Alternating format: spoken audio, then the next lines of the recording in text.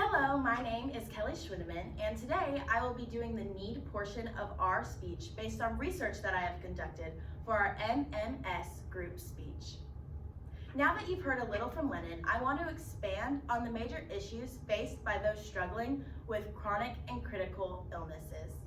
I'd like to first start by looking at the definition of illness. As defined by Merriam-Webster, illness is an unhealthy condition of body or mind. The broadness of this statement means that various things could be damaging the body or mind. However, it goes beyond just simply harming the body and mind. It affects the day-to-day lives of millions as they face uncommon and daily struggles. It goes beyond just an expected list of side effects. It has a deeper meaning than what can simply be stated in the dictionary. I would like to focus upon three main issues when dealing with chronic illnesses: the illness itself, the health effects of that illness, and the financial troubles that come from the illness. First is the illness itself, whatever it may be. The most common critical illnesses within America are Alzheimer's, cancer, cystic fibrosis, diabetes, heart disease, AIDS, etc. The wide ranges of illnesses affect Americans in different ways, impacting the quality of life as a whole. When using the term ill, it is common to be referring to a common cold or not feeling that great. However, the term illness means so much more to millions of America. It is Americans. It is synonymous with unpleasantness, infirmity, and trouble.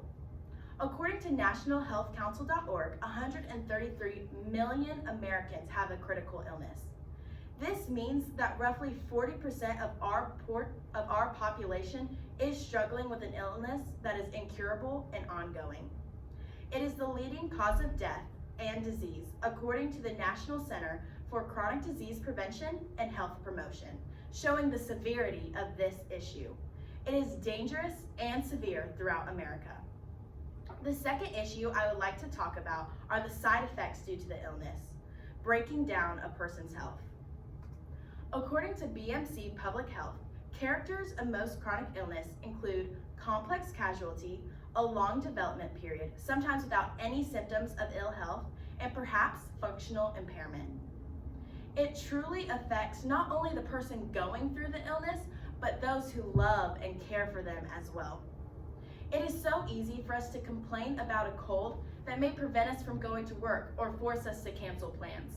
However, these critical illnesses impact the physical and mental state of patients, as they know that the symptoms will only continue. According to Nephrology Nursing Journal, there are ways to improve the quality of life of these patients as long as the resources are available. The third topic is the financial trouble.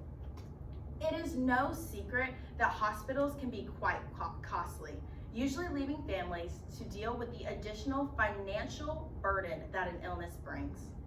According to Debt.org, $3.5 trillion was spent on healthcare in America within the year of 2017. In addition, $1.1 trillion was spent on hospital services, highlighting their expensive rates. This can all be viewed in the chart I have displayed. For a specific example, a little boy named Eric was born and diagnosed with cerebral palsy at 9 months old. His family had no idea it would be long-term.